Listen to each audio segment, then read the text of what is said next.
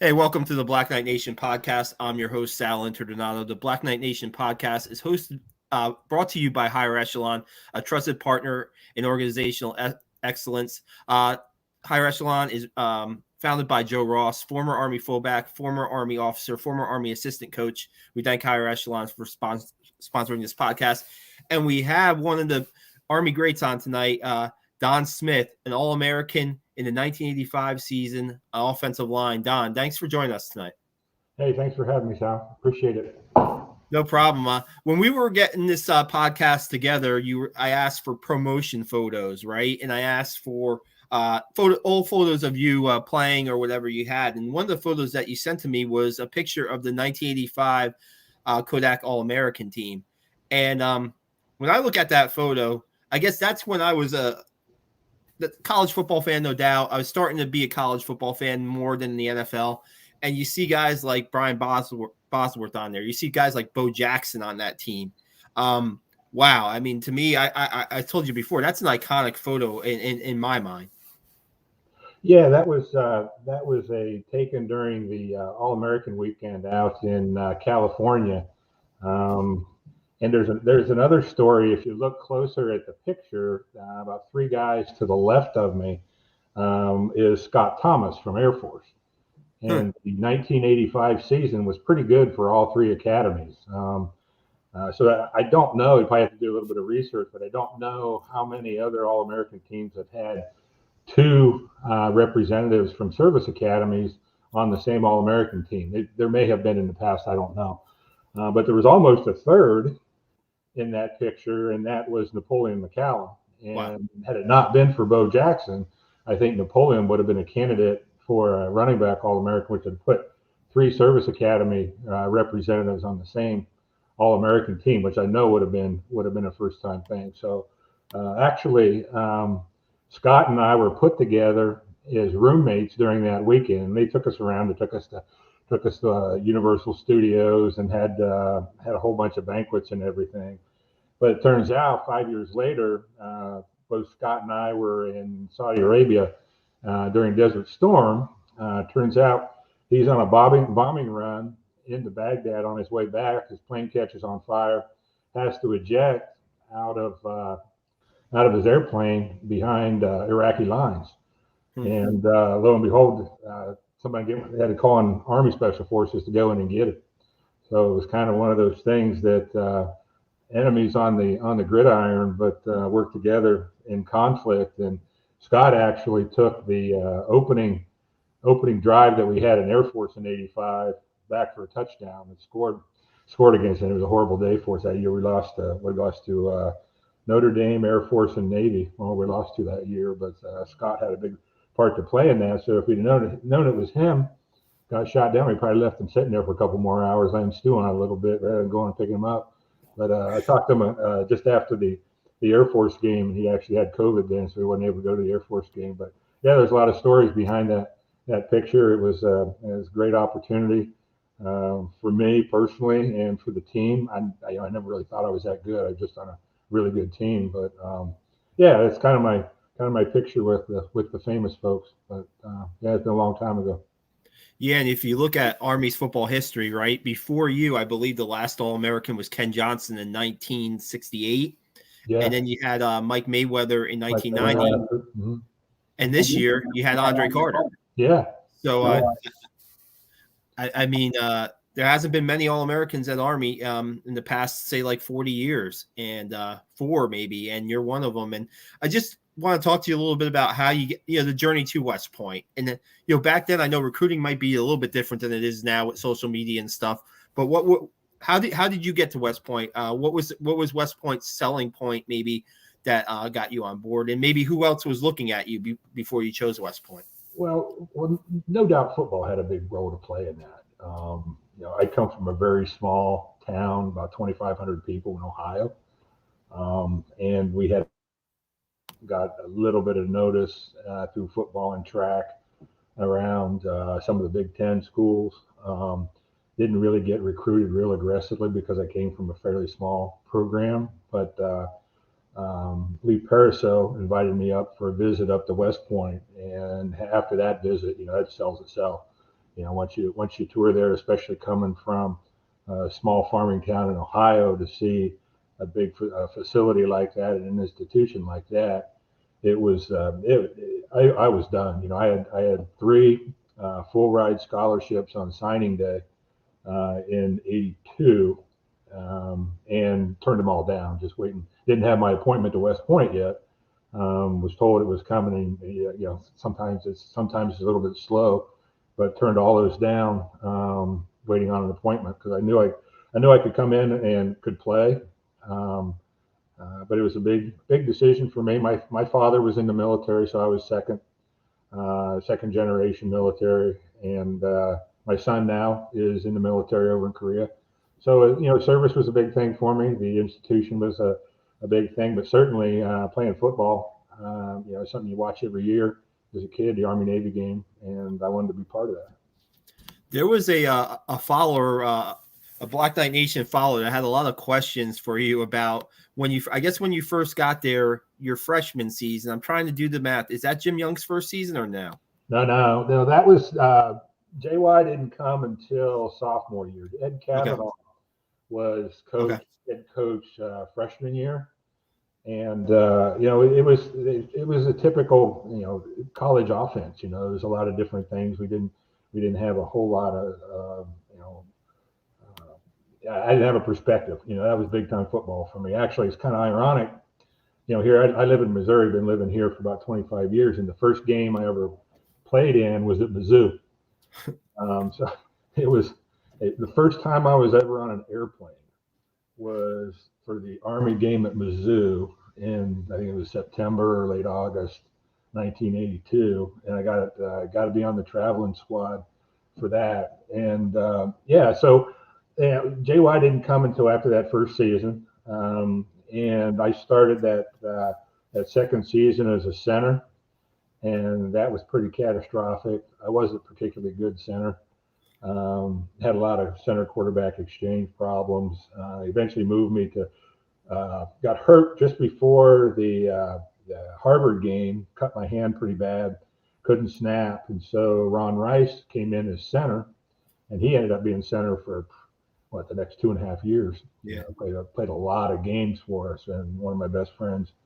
So I moved over to guard. Actually started freshman year. I was a tackle, and yearling year went on to center, and then was guard for the last couple of games of the season. The great showing that we had against Navy out in California was, I think, probably the biggest reason that we went to the Wishbone. So from then on was JY. 3 years. Never worked for a more demanding guy in my life, but was a hell of a coach. Yeah, one of our followers was asking about that the Army Navy game, and maybe how JY might have drew up the Wishbone on the flight home. Is that story true or no? I'll let JY tell that story, but he's told it a couple of times to us.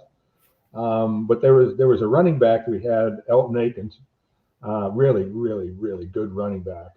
And on the plane on the way back, the way JY tells it, he went up and asked Elton to come up and sit next to him and said, "Hey, we're going to convert to the Wishbone next year, and I want you to be my quarterback." And Elton said, "I've had enough playing," so he wasn't gonna play that following year. And so that kind of put a wrench into JY's plan. But I think in spring ball, that position was wide open, and a couple of people quite unexpectedly stepped forward. Nate Sassman was one of them. Came actually from the DBs. Right, he was one of the DB alley guys, and I think Tommy's online. He may chime in here a little bit, put a comment out about Nate being part of that crew in 82 and 83, but came in, did a fantastic job as a quarterback in the 84 and 85 season. And that first year of putting that Wishbone offense in was pretty hard.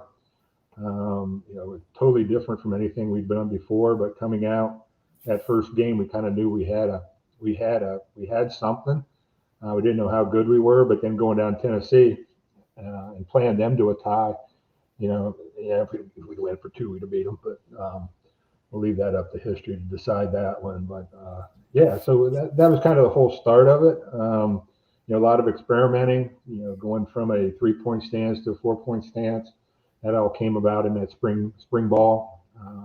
It's really neat is to see that we still run that offense today. Little bit different variation. I still think we pass too much, but we'll let Coach Monken decide that. He seems to be pretty good on his call. You think there's too much passing? Oh, geez, yeah. I mean, three things happen, right? 2 of them are bad when you pass. So that's what Coach Monken says. Yeah. For me, it's a simple game. You need to make 3 yards every play, and as long as you do that, it's easy. It's easy. I know that sometimes when we talk about Army offense and the way they run the football so successfully, it's a matter of winning, obviously, in the trenches, so to speak, the line of scrimmage, and just having that mindset. And is that something that you were able to had when you guys made the switch to the offense, or is that something that you developed a little bit more as your career went on? It kind of just goes with it's how you have to practice for running the wishbone, right? You can't fake it. You've got to do the reps, and you've got to have. You can't do it against bags. You can't do it, in pads and shorts. You kind of got to do it full speed all the time, and the practices were pretty hard. You ran about 70, 75 plays in a game. But heck, in practice, you'd run 100 plays. It was always repetition, and knowing that the opponents wouldn't get nearly as many reps as you would get.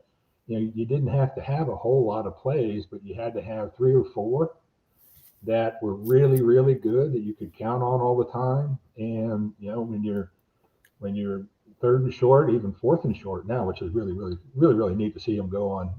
What was it in the Miami game? Went for it on 4th and 1 on his own 15, 20. Yeah, I mean, they say it's analytics, but I think sometimes in those situations, it's probably a gut feeling too, right? I mean, and yeah, he's gone on Army side. Yeah, that was a defining moment for me. That's when I knew we had a real team this year. Is when you feel confident enough to do that, that's pretty cool. Yeah. So as the season, the 1983 season moves on, I guess the 84 season, you look at that year, right?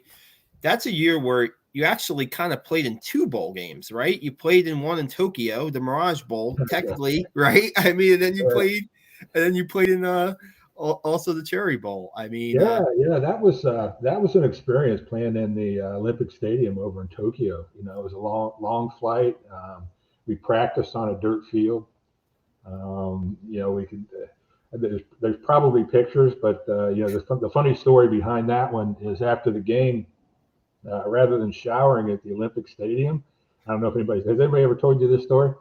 I don't think so. Oh golly, so after the game, right, they said everybody pack up. And you're like, hey, showers and everything. It was a nasty game, And so they put us on a bus and they took us to this Japanese bathhouse. So you have close to 100 football players, big burly football players, in this little Japanese bathhouse, sitting on these little stools taking showers, and it was the most incredible thing I've ever seen. It was just a mess, and I know a lot of people probably wouldn't talk about that, and I know Dickerson won't talk about it, but that's probably one of his favorite stories is the Japanese bathhouse after the Montana game. But yeah, I hope there's no pictures of that because none of us will ever have a political career. No, absolutely not. And then you guys have the Cherry Bowl, right? And yeah. I mean that gets. I mean, I guess that's Army's first bowl win, right? The Cherry Bowl. So yeah, I think so. Yeah. Hey, you know who was assistant coach for Michigan State that year? Nick Saban. Yeah, there you go. So we beat Saban that year. So it'd be tough to do this year, but yeah, he's I got to create a dynasty. But I might be, maybe I'm crazy, but I like to see like Army go up against Alabama one of these days. Just for, I mean, they played Michigan, right? They played Oklahoma. They played one of these. They're going to play LSU in a couple of years. They're not playing Tennessee next year. Tennessee didn't want to play that game this year coming up in 2022. But I like to see like Army against like a Georgia or Alabama. Yeah, I went to Oklahoma. Watched that game way up in the nosebleed seats. They put us up in a corner, so you had this big sea of red and white with a little bit of patch of gold and black up in the corner. But hey, we played them tough. Following year, we played Michigan, really tough. Took them to overtime. This year we played Wisconsin. Went to the Wisconsin game. Great hosts again. Really great hosts. Played them tough. Gave up a little bit at the beginning of the game, but we played them really strong, I thought. So yeah, we can play with those guys. I've always said that to win consistently at Army, you have to play every game like it's the only game you're ever going to play.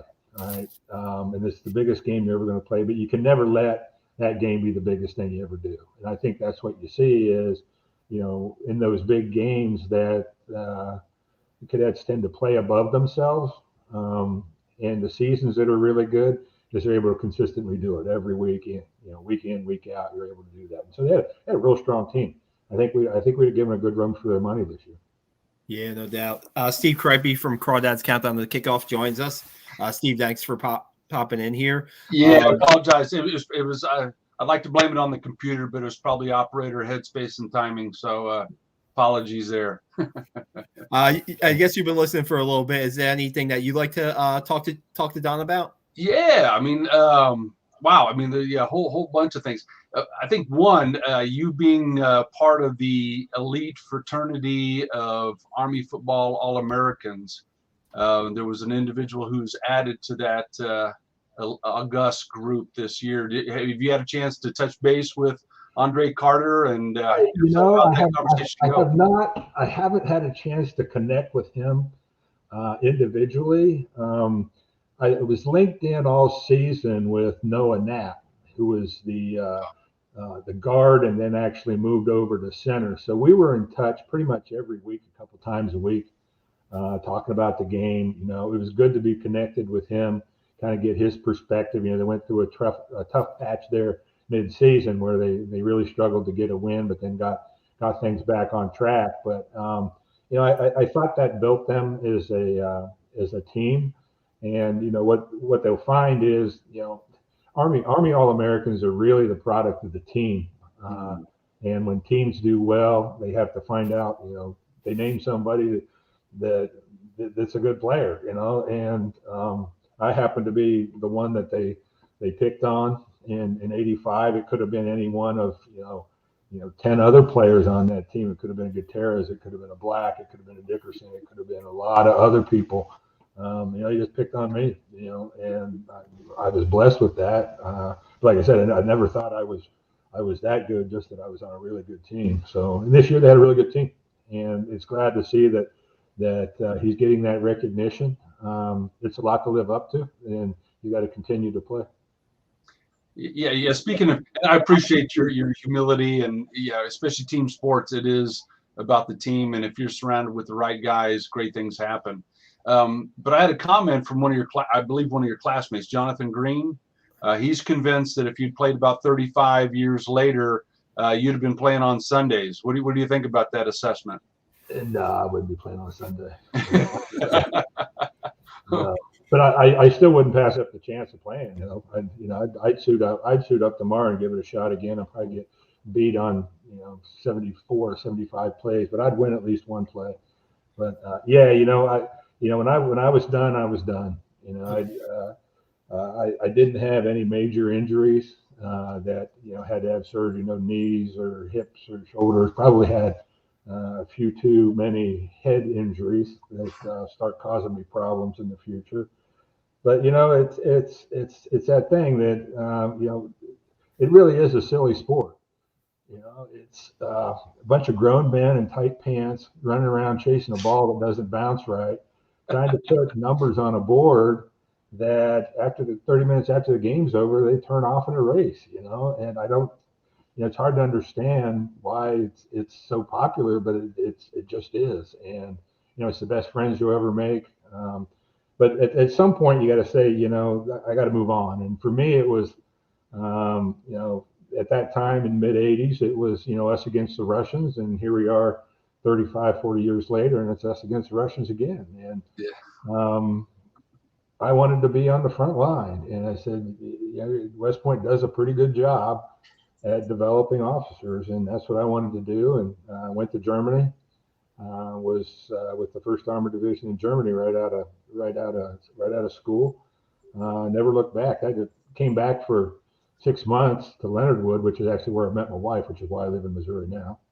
And then went right back to Desert Storm right after that. So it was kind of like 3 years overseas, come back over and at it again. So that's fantastic. Yeah, I playing pro. If they have the opportunity, go play the game if you want to make it. But it's like I said, winning at Army, you got to play like it's the biggest thing you ever do, but it won't be the biggest thing you ever do. All right, there are bigger things out there to do that need to get done. That a lot of the guys that I played with are out there doing big things and serving their country in different ways, whether it's in business or government. Yeah, but Mark Green and I actually knew each other in high school. We went to a workshop at Miami of Ohio for pulp and paper technology back in 1981. Wow. And we ended up going to the academy together, and we didn't know where each other was going to go then. We was all over the place. But yeah, Mark is one that's serving his country right now. He's a representative out of Tennessee right now. So, yeah. One other comment he made was in your playing days was a matchup in Boston with Boston College. It ended up being an All-American versus an All-American mano a mano, and said you decisively won that matchup. But tell us about that. Oh, that was Mike Ruth, right? Unbelievably strong guy. He bench pressed like 500 pounds. It was like hitting a tree trunk. I'd like to say that it was mano a mano, but it was actually Ronnie Rice and I all night long taking turns, because I don't think either one of us could have stood with him the whole game one-on-one. But so that was a night game under the lights. Great opportunity. If you look at that picture, Mike's also in that picture. He actually, what award did he win that year? He didn't win the Outland. He won some award that year. Maybe I was going to say the Buckus, but he wasn't a linebacker. That was Buckus was linebackers, and who got that? That was Bosworth. Bosworth got the Buckus. Yeah, that picture was taken the day after Bo got the Heisman. They flew him out to California directly from getting the Heisman. Yeah. He Ruth did win the Outland Trophy that year. That's right. Yeah, he did. He did win the Outland Trophy that year. That's great. That's crazy. And I also had a Army fan also ask you about the environment in that game against Boston College and how electric Michie Stadium is. When Army hosts Air Force, or the stadium's crazy, right? I mean, do you remember what the environment was for that game against Boston College? It was cold. It was unique in that it was a night game. Right? Yeah. The first night game we had was against Air Force in '84. Then we had the Boston College game, it's different. But once you come out of the tunnel and get into it, I never really sensed. You sense the noise and you hear the noise and you get the enthusiasm, but I kind of had my hands full with a 280-pound guy that bench pressed 500 pounds to really worry too much about that. Yeah, it was just staggering the strength that the guy had, and he could pick me up. I was 285 pounds, and but he was just a phenomenal guy that we got to spend a little bit of time with each other out in California, and he was just a fantastic human being. really generous. But yeah, he paid the price in the weight room. There was a who won the Outland the following year? I can't answer that question. Chad Hennings from Air Force, right? Oh, that's right. Yeah. Yeah, he was probably the toughest guy I played against, and he was a junior out in Colorado Springs that '85 season. They just beat the heck out of us that year. We did not play well. It was really cold, but Chad was one heck of a player. Wow. It's amazing, right? How many the players. That's why I always ask, like, who was the most difficult player you played against, or But you look at Hennings, you look at Mike Ruth. I mean, those are legitimate like college football players, elite college football players. And that's what you look at Army schedule, the way they schedule now, and they schedule, where they can win, certain games, and they may have to fight to win other games. But you just look at the athletes that are on the field that when Army takes the field, right? I mean, it's pretty impressive. So that game, I played against Wesley ONeill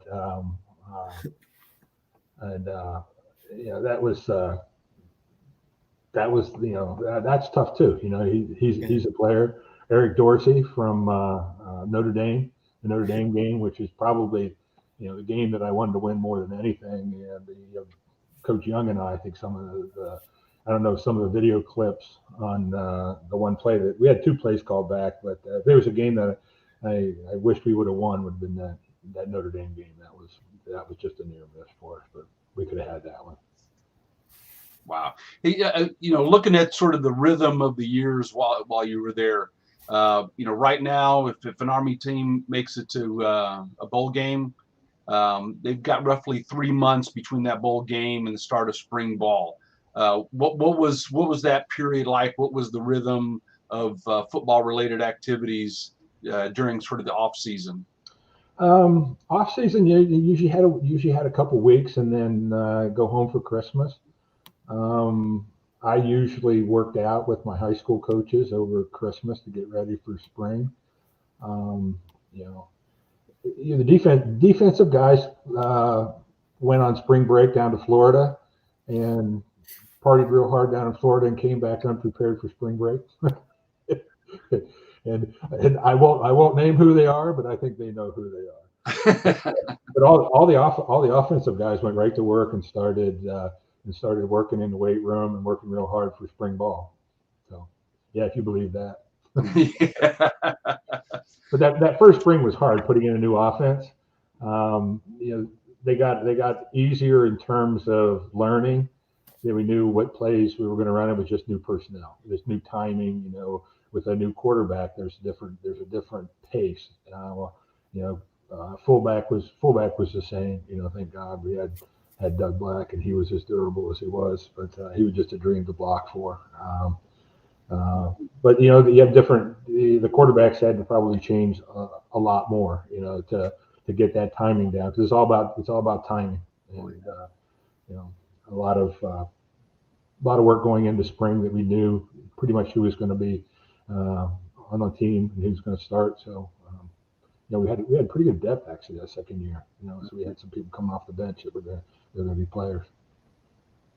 That's outstanding. Hey, as you talk with your fellow Army Football Club brothers, is there a consensus on where Army football is right now? And if so, what is that? And if not, what's your personal assessment on where the program is? Yeah, we talk about it all the time. Yeah, I'm sure. I thought you just might. Yeah. So I think in general we're really happy. We're winning. We're winning games. We're going to bowl games. Got to beat Navy. Right. We didn't do well. The '85 team didn't do well. Lost to both Air Force and Navy. That's something that sticks with you for a long time.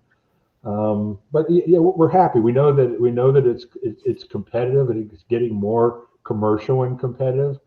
There is something about staying pure to that I think is important, without trying to be too commercial. But you really do, when it comes down to it, you can't teach or preach or talk Monday through Friday in classes, win the next war, win the next war, and then win the next war, and then lose on Saturday. Yeah. Right? You kind of got to expect your service academies to win on Saturdays. And to do that, you have to have the people to do that. And you have to have the talent, and you have to have the depth, and you have to have the coaching. There's we talked a little bit about this, about some of the schedules may not be as strong, but when we play against top teams, we play well, and that's important. Can we do that every week like an SEC team and play that schedule? Probably not. But even a lot of SEC teams can't do that schedule every week either. So I think that's kind of in my opinion, it's a little bit of a badge of honor to not have the commercial side of it and have the military service side of it afterwards. That we need to keep that in perspective. But in the end, like I said, you can't teach win Monday through Friday and then lose on Saturday. Yeah, great point. Don, what do you think? Ask this a lot. What do you think you learned from playing football at Army that you took into your service time? I mean, talking to grads, it's a lot that you bring from the football field to serving in the military and possibly into battle too. Well, I've been asked this question a lot, and I've asked myself this question a lot. What did I really learn? And I will say, and I tell a lot of the organizations I come into now that they are cursed, and they're cursed by having a leader and a manager that's not afraid to suffer, and he's not afraid to watch other people suffer if it's for the better good. So, whether it's 2-a-days at Buckner, or it's the schedule at West Point, or it's a conflict in Europe, or a conflict in the Middle East, or wherever that may be, it could be business or whatever. But I've never been afraid of putting myself into a situation that's really, really bad, or even to a point where it might be hopeless, and then figuring out how to make it into something that's pretty good. And I get a little bit of satisfaction. Actually, I get a lot of satisfaction with that. But you find that you never do it yourself, and that when you're in good situations where your team's winning all the time, you don't have that rise. It's more of an obligation than it is a rise. And I've been fortunate that I had a whole bunch of guys that I was able to experience a rise from having that 2-9 season where we lost almost every week, to coming back and winning 8, 7, 8, 9 games a year. And that took a lot of suffering, and it took a lot of sacrifice. And I don't think that you would talk to any one of them that would say, "Yeah, I never want to do that again." So every single one of them would say, "Yeah, golly, if we could do that again, we'd happily go back and do it all again." So, suffering, being willing to do that. I think more of us should suffer a little bit more. Yeah, that's outstanding. Yeah, the perseverance. Speaking of suffering, facilities back in your day compared to what you see that the Army football team has access today, maybe facilities being somewhat of a liability from a recruiting standpoint to where it is today, especially the bicentennial campaign that brought a lot of money and really upgraded the facilities. What do you see as the biggest difference between what you had access to and what the players of today have access to? No, the field's the same. All right, it's the comfort of the spectators. Really, in the end, other than going from that carpet burn AstroTurf that we had back in the 80s to the surface right now, the field's the same. Goalposts the same. Everything else the same. So as far as a player goes, it's the same field. But I think we could use a bigger stadium. It's Mikey holds, what's Mikey hold, 46, something like that? Nah, 38. 38. 40 when it's like standing room only, pretty much. Yeah, we could use a few more. places. The renovation of the stadium is going to make it less fans, I believe. Believe it or not, that renovation that they're doing is going to cut into the east stands. Yeah, it's going to cut into it a little bit. What about the weight? We have to fill stadiums at away games then. Yeah, yeah. What about the weightlifting, strength and conditioning facilities that the players have right now? You know, I looked at that. I looked at that when I was up there 2 years ago. Was the last I was up there. That's pretty spectacular, right? Yeah, I don't think they want for anything right now. I think it's anything you could ever want. You know, for me, it's preparation. I don't know that we don't have the equipment, anything that we need. But I'm not close enough. I'm going to leave that up to the coaches to decide that on what the current state of preparations and physiology and that type of thing is. But for me, it was run plays and execute well. Jumping off sides doesn't matter how strong you are. You still get penalized 5 years. You're holding or fumble the ball. It's like, I don't care how strong you are. You execute well, you do okay. But it's good to see them have that, though. Just what we. I remember Gingrich Field. We had a little section of AstroTurf that they put out for us to practice, the linemen to practice on. It sits where the I think the Hollander Center is over that, or the field house might be over that right now. But yeah, it was like a little 30 by 30 section that we could practice on. But it was enough. It was enough. That's remarkable. Yeah, now there's an NFL style indoor facility that they can use, and Monken doesn't like using it. Believe it, and he likes to practice in the elements. Don, can you give us an update of what you're doing now and kind of what you do? Yeah, well, it's kind of strange. I had set a goal to retire at 55, and I attained that, and then was doing some consulting work, and the superintendent of the local school said, Don, we're in trouble and we need some help. And he said, do you have any interest in public service? So he talked me into coming on and helping the city. And so I'm a city manager of a little town in Missouri, kind of learning public service. Totally outside of my area of education and expertise, but public works with water and sewer and streets and fire department and airports and all of that stuff is kind of new to me, but I've learned that it's a definite job that needs to be done. There's a need for leadership at the community level. So I'm kind of dipping my toe in the public service side. I don't know if I'm good at it or not. So far, things seem to be going okay, and there's not rioting in the streets, but COVID has kind of made it an interesting assignment for me, but who knows where it goes. I've always felt that I didn't give enough back. I spent 5.5 years on active duty, and I know a lot of the players have spent their careers.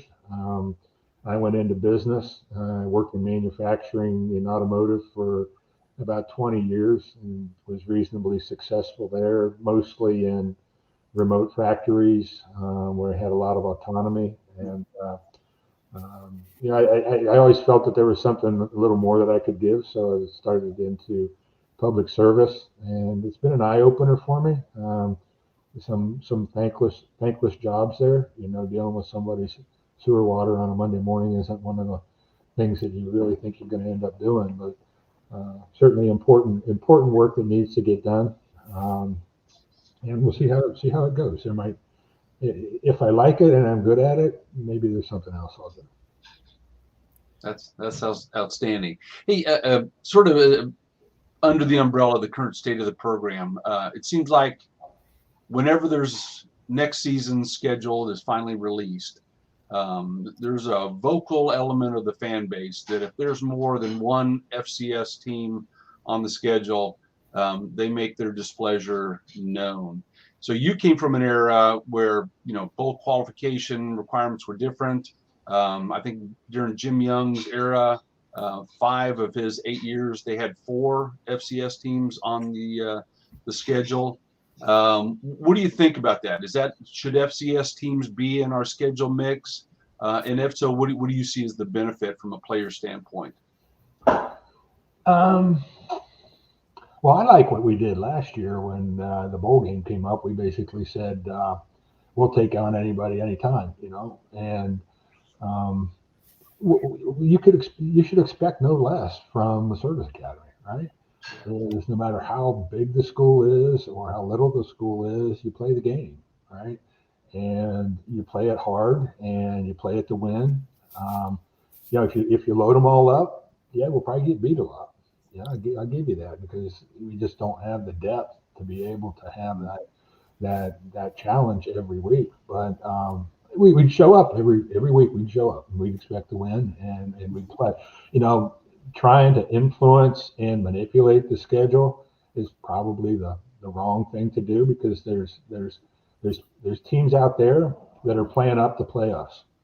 All right, you got to watch those teams, right? You got to win those games because we found out this year, right? You don't win. You have to win all the games you're supposed to win, and you have to win the ones that you're not supposed to as well. But those are games too, and there's at any given Saturday, somebody can play up and knock you off, and you got to be careful. But that's a learning point that you need to learn now because there's a lot of conflicts in the future that we may be involved in that we need to know that. So you got to play against the big guys. You got to play against the small guys. I was told that you were a Rhodes Scholar candidate at West Point. Is that correct? Yeah. I didn't get very far with it. There was a lot of interviews and a lot of extra work for it. And I remember having a conversation with our officer representative, Colonel Berry, midway through it. And I said, Colonel Berry, I know a lot of people want that, All-American ball player, captain of the team, 3rd Regimental Commander, all those other things that go with it. They'd like to have a Rhodes Scholar and everything. And I was pretty smart, I wasn't as smart as others, but I said I just didn't want to do that. I just wanted to go get my commission, be an officer, go to Europe, do what I wanted to do. And I was tired of school and I was kind of tired of football and I was off to something else. Ended up playing rugby in Europe, which was pretty fun. Wow. Yeah. So, but yeah, that's I was okay in academics. I don't think that would have been a good fit for me though. I know Tim Knight, our first captain, he went on to be a Marshall Scholar. We've had several Rhodes Scholars since then and Marshall Scholars, and I went on and got a graduate degree, and had I wished I'd done that, probably not. I was happy with what I've done. Yeah, it seems like to me, it seems like you're pretty content with the way things went after West Point, right? And your service, you told that story with the former Air Force player, and now you got a little bit of right. You're trying something new, which is probably good for you. You said it's something new, right, for you, and that's how you kind of keep fresh, right? That's kind of keeps you on your toes, so to speak. So. Yeah, I don't know if it keeps fresh, but man, there's some things. I have a new appreciation of public servants right now, and I bet what they do, and it's one of those things you don't have a perspective. You can read about it and you can talk to people about it, but until you put yourself in a position that you're responsible for, you never really know what those people do for you. It's the fires they put out, it's the police calls they put out, it's the water leaks, it's all these other things that we kind of take for granted, that there's actually people out there that are fixing that stuff, that when you turn your water on, it comes on, and when there's a fire, people just show up, and there's a lot of things that go on to make that happen. So hats off to these guys that do that. They really do a fantastic job all over the country. Yeah. One more, Don. Can you talk about how you stay connected with your former teammates? It seems like you're very close. We have a couple watching right now, and just what you've been able to do still today. Yeah, so it's Rob Dickerson. I think he's on the podcast, and he makes sure that you stay connected. It's all him. There was a period of time that I fell off the radar. You're raising kids, you're involved in your career, you're doing things, you're traveling around, and you kind of lose sight of your buds. And it's probably the biggest mistake I've made in my life is not staying real connected with everybody. But fortunately, about 3-4 years ago, Kurt and Rob grabbed me and said, "Hey, you need to get back in the mix." And I've been blessed with such great teammates. We do a lot of things together now. Our fishing trip up to Alaska, there's always an experience. We do a pheasant hunting trip into South Dakota. It's good to get together with those. Usually during the games, there's texts going back and forth, on what calls they should have made or who should be playing or whatever. But yeah, a good bunch of guys. Yeah, I would echo that. It seems like, and I graduated a couple of years before you did in '84. It seems like with the progression of time, those connections and those relationships are a little more precious. And it's I'm thankful for the connection that I have within my classes as well. Yeah, so Steve, we had our 35th reunion down at the Air Force game, and we were thinking, golly, the reunions that they were having when we were there were the guys that were in World War II. Yeah, thank you for that reminder. You just made my evening here. Like we're those old guys that we used to talk about in the barracks, and when they'd come, these old grads going to come back. Yeah, those guys, But we don't look nearly as old as they did back then, though. Oh yeah, you're looking good. You don't look nearly. Hey, a final question, sort of under that umbrella of the state of the program. Army football as an independent versus conference membership. And so sort of two-part question. One, do you like where we are as an independent? I guess the follow-on question is, there seems to be that gradual momentum of a movement toward 4 or 5 super conferences, 16-member kind of things. And is that inevitable? Are we going to have to make that call of, to remain at the level we are, to be a conference member? So yeah, sort of two-part. You like where we are, and what do you think the future holds? I don't have the perspective of the business side of it, and college sports is becoming very, there's a commercial side of it, and how that works. I just don't have enough expertise, and I'll leave it to the people that know the inside on that. But there's always going to be somebody that wants to play Army, and Army should stay open to playing, and anybody, anytime, no matter who you are. I think that's part of the allure of Army football is all comers anytime. We'll give you a game that you'll have to get ready for, and you'll have to play. We're not a gimme.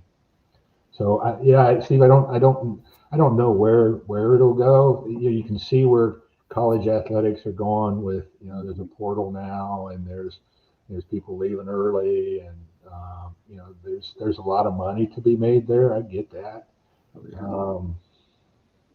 But hey, there's a lot of other important things to do too. Yeah, absolutely.